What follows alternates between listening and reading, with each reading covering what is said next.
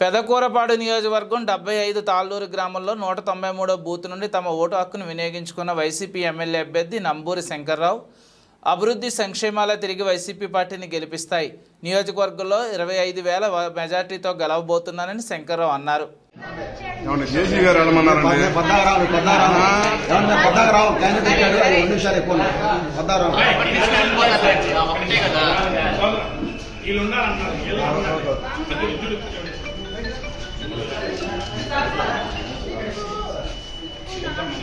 ఆరు గంటలకే వైఎస్ఆర్ పార్టీ అభిమానులు అందరూ కూడా వచ్చి మరి లైన్లో నుంచుని ఉన్నారు. ఈ గ్రామే కాదు, అసలు ఏ గ్రామం పట్టినా కూడా ఒక్కొక్క క్యూ ముందు 200 మంది 300 మంది ఉన్నారు.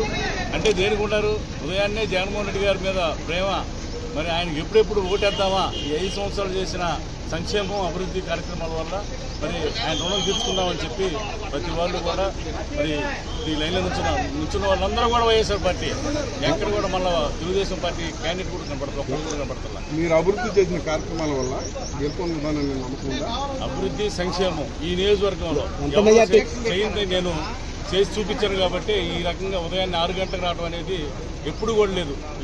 ఇలా బారులు తీరి లైన్లో నుంచోవటం మరి అవన్నీ చేశాను కాబట్టి జగన్మోహన్ రెడ్డి గారికి, నాకు, అనిల్ గారికి వేద్దామని చెప్పి ఈ రకంగా 25,000 మెజార్టీ రాబోతుంది. 25,000 మెజార్టీ రాబోతుంది.